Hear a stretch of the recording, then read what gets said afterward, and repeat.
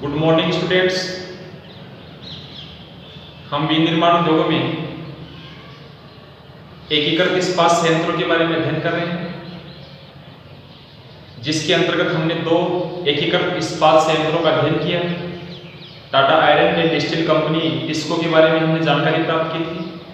इसके बाद में हमने भारतीय लोहा एवं इस्पात कंपनी यानी Indian iron and steel corporation या कंपनी का भी हमने अध्ययन कर लिया था। उसके बाद में आज हम तीसरा एकीकृत इस्पात संयंत्र Visvesvaraya iron and steel company का अध्ययन करेंगे।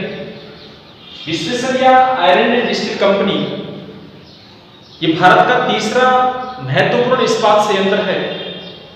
इसकी स्थापना भद्रावती नामक स्थान पर की गई है और इस उद्योग को जल की आपूर्ति भी भद्रावती नदी से ही प्राप्त होती है। वैसे इस उद्योग के सामने सबसे बड़ी समस्या, यह उद्योग कोयले की समस्या से जूझता है। भद्रावती जहां इस उद्योग की स्थापना की गई है, इस उद्योग के आसपास कहीं पर भी कोयला उपलब्ध नहीं है या कोयले की खान नहीं होने के कारण Visvesvaraya iron and steel company यह उद्योग लकड़ी को जलाकर उससे प्राप्त होने वाले कोयले पर डिपेंडेंट रहता है, या लकड़ी को जलाकर उससे प्राप्त होने वाले कोयले को जलाकर यह उद्योग संचालित होता है। तो आज हम Visvesvaraya iron and steel company के बारे में अध्ययन करेंगे। ये भारत का तीसरा महत्वपूर्ण एकीकृत इस्पात संयंत्र है। इससे पहले हमने दो इस्पात संयंत्रों के बारे में अध्ययन किया था।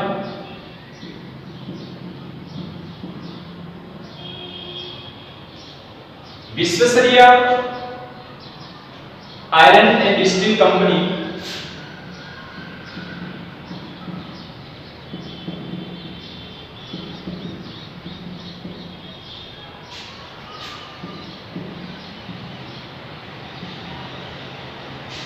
इसको VISCO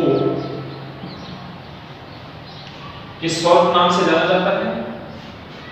विश्वेश्वरैया का मतलब होता है, V से विश्वेश्वरैया हो जाएगा, I से आयरन, स्टील S और CO से कंपनी होता है। यानी Visvesvaraya iron and steel company स्थापना कहां पर हुई थी इस उद्योग की?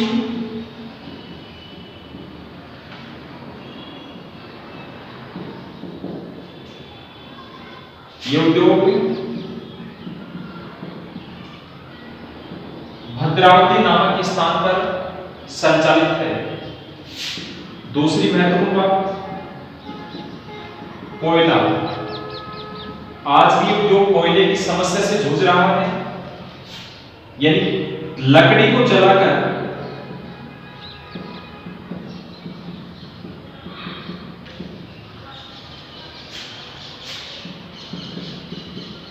उससे प्राप्त होने वाले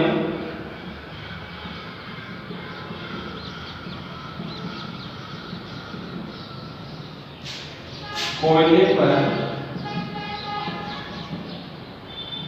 यह उद्योग निर्भर है। कौन सा? Visvesvaraya iron and steel company कृत्रिम कोयले पर निर्भर है। लकड़ी को जलाया जाता है, वनों से लकड़ियां काटी जाती हैं, उसको जलाकर उससे जो कोयला प्राप्त होता है, उस कोयले की जो ताप या होता है, जो उष्मा होती है, उसको काम में दिया जाता है। तीसरी महत्वपूर्ण बात, जल की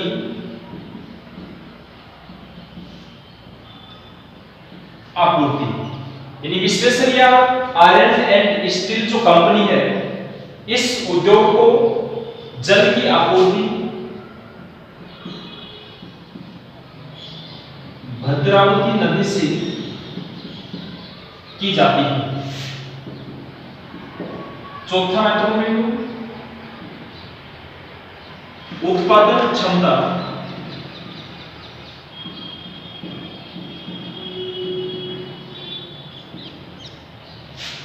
यानी Visvesvaraya iron and steel company प्रतिवर्ष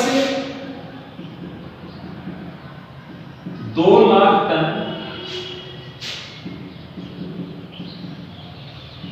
इस्पात का उत्पादन करता है। यदि प्रतिवर्ष Visvesvaraya iron and steel company के द्वारा 2 लाख टन लोहा इस्पात उत्पादित किया जाता है, इसके अलावा मैग्नीज की आपूर्ति Visvesvaraya iron and steel company को कहां से की जाती है? तो मैग्नीज जिस स्थान पर Visvesvaraya iron and steel company स्थापित है उसके आसपास का जो लोकल क्षेत्र है, आसपास के क्षेत्र में पर्याप्त मात्रा में मैग्नीज उपलब्ध हो जाता है, इसलिए मैग्नीज के लिए इस उद्योग को कहीं भटकना नहीं पड़ता है। तो मैग्नीज की आपूर्ति स्थानीय स्तर पर उपलब्ध हो जाती है। यदि मैग्नीज के लिए ज्यादा संघर्ष नहीं करना पड़ता है, पर्याप्त मात्रा में मैग्नीज के आसपास से उपलब्ध हो जाता है। इसके बाद में छठा बिंदु लोहा एस्क। लोहा एस्क की आपूर्ति Visvesvaraya iron and steel company को केमानटुडी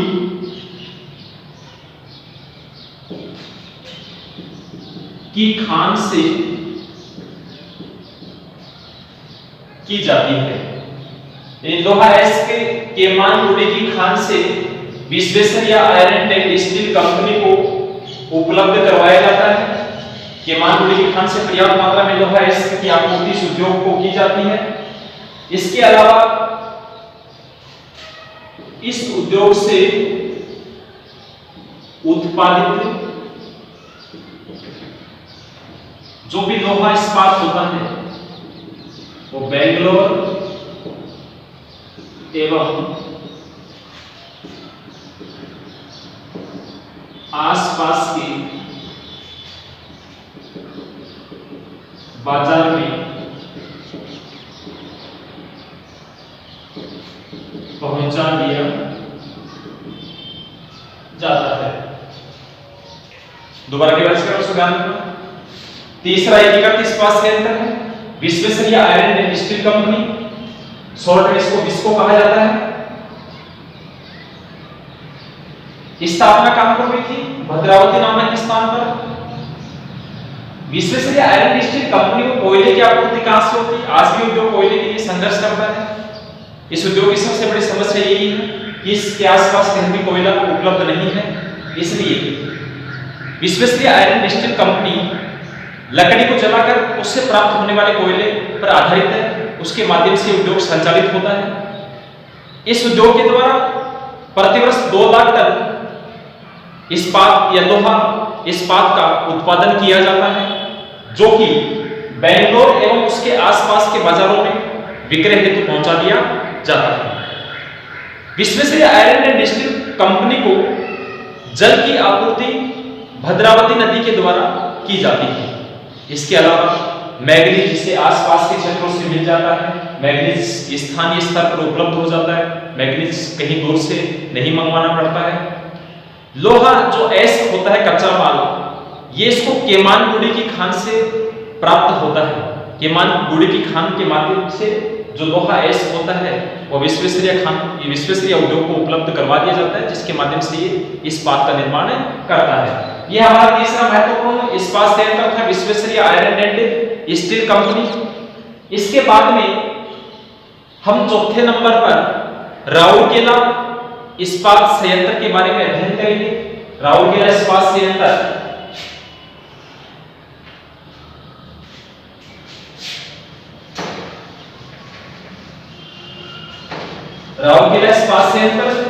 ये भारत का चौथा महत्वपूर्ण इस्पात संयंत्र है और इस इस्पात संयंत्र की स्थापना राउरकेला नामक स्थान पर की गई है। ये राउरकेला उड़ीसा में पड़ता है। चौथा हमारा महत्वपूर्ण जो संयंत्र है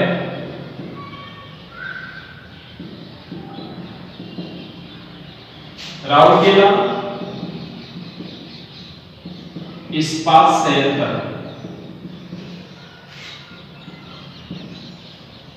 देखो इस उद्योग की स्थापना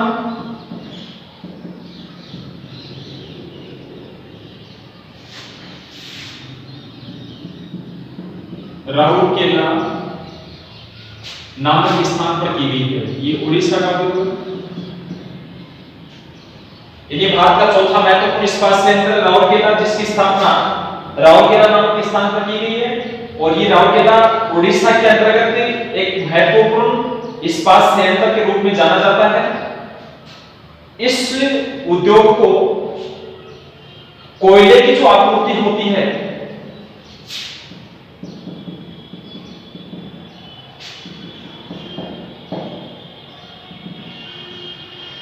राउरकेला इस्पात संयंत्र को कोयले की आपूर्ति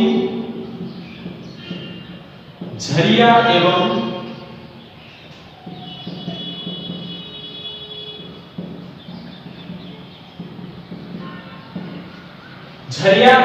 तलचर की खानों से की जाती है। इसके साथ साथ दो महत्वपूर्ण खान हैं,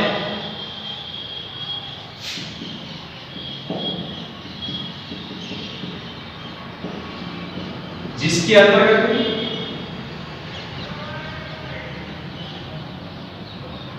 दो महत्वपूर्ण खाने, जिसमें क्योंझर की खान, इसके साथ साथ सुंदरगढ़ की जो खान है, क्योंझर एवं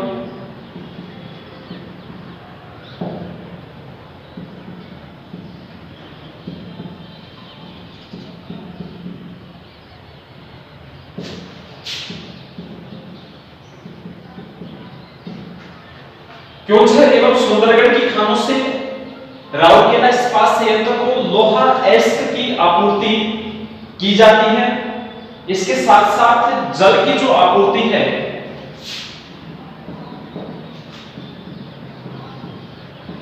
जल की आपूर्ति, इसके पास एक नदी गुजरती है, ब्राह्मणी नदी, जो राउरकेला इस्पात संयंत्र को जल प्रदान करती है, जल की आपूर्ति करती है। और ये उद्योग प्रतिवर्ष 11 लाख टन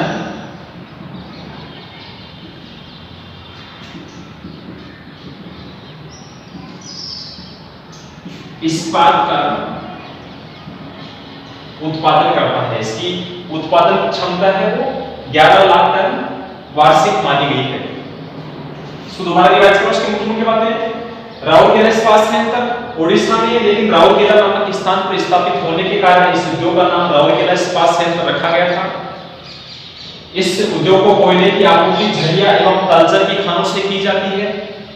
लोहा एस्क, क्योंझर एवं सुंदरगढ़ की खानों से उपलब्ध होता है। ब्राह्मणी नदी से राउरकेला इस्पात संयंत्र को जल की आपूर्ति की जाती है तथा राउरकेला इस्पात संयंत्र प्रतिवर्ष 11 लाख टन लोहा इस्पात का उत्पादन करता है। तो इस प्रकार से हमने 4 महत्वपूर्ण इस्पात संयंत्रों का अध्ययन किया था, जिसके अंतर्गत सबसे पहले हमने Tata iron and steel company के बारे में जानकारी प्राप्त की थी।